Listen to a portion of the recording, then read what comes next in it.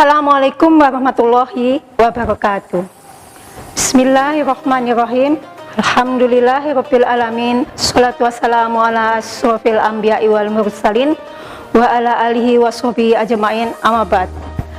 Bapak Ibu serta saudaraku kaum muslimin yang dimuliakan oleh Allah.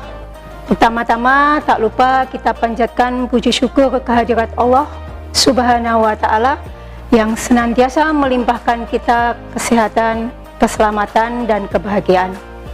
Sholawat dan salam senantiasa kita curahkan pada junjungan kita Nabi Muhammad SAW, sehingga kita kelak mendapatkan syafaat di akhir zaman.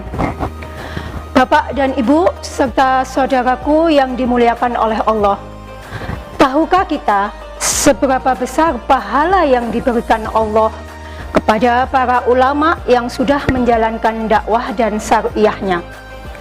Tidak banyak Bapak Ibu, pahala yang didapatkan hanya sebatas dakwah yang sudah dilakukan.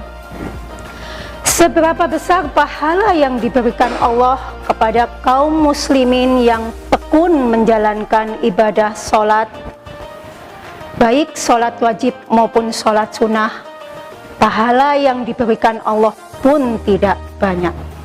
Seberapa banyak pula pahala yang diberikan Allah kepada ahli-ahli Al-Quran, orang yang menyukai membaca kitab suci Al-Quran, itu pun tidak banyak sebanyak ayat-ayat yang mereka banyak baca.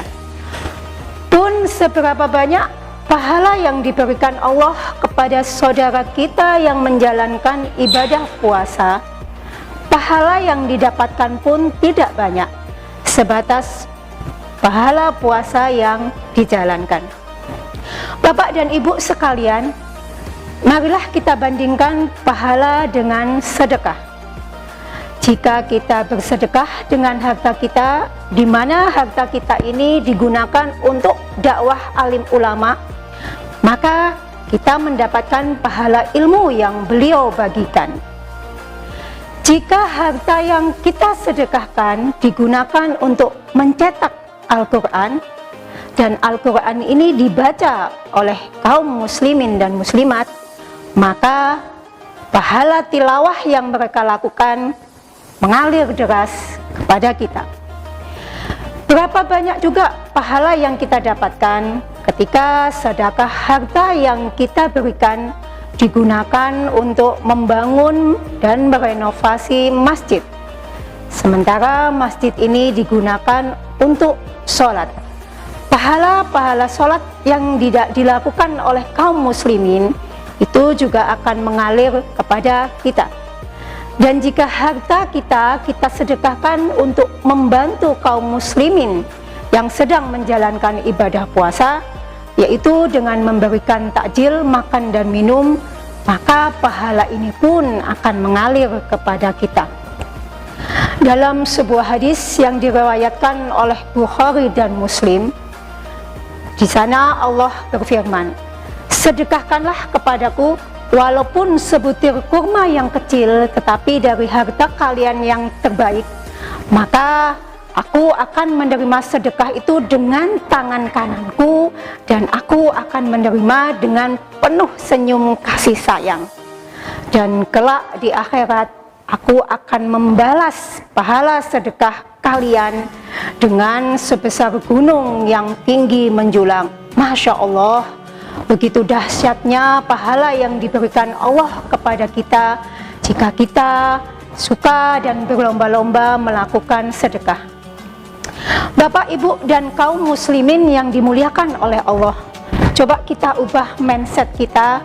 Selama ini kita meyakini bahwa harta yang kita miliki, yaitu rumah yang megah, mobil mewah, tabungan yang melimpah.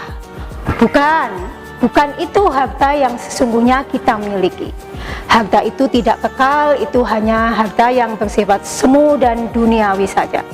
Sesungguhnya harta yang kita miliki adalah harta yang kita sedekahkan, di mana Allah juga menjanjikan kepada kita apa yang sudah kita sedekahkan ini, maka pahalanya akan berlipat-lipat ganda dan itu akan kekal menjadi harta kita satu-satunya. Sesungguhnya Allah juga mengatakan, Allah tidak melihat apa yang kita sedekahkan. Yang dilihat oleh Allah adalah keikhlasan dan kemuliaan hati kita ketika kita memberikan sedekah. Demikian sedikit renungan yang bisa saya sampaikan. Sayur bayam, sayur sawi dijual orang seikat-seikat. Cukup sekian, terima kasih. Semoga memberikan banyak manfaat. Marilah di bulan suci yang penuh berkah ini, di bulan penuh kemuliaan ini, kita berlomba-lomba untuk memberikan sedekah sebanyak-banyaknya. Billahi taufik wal hidayah. Wassalamualaikum warahmatullahi wabarakatuh.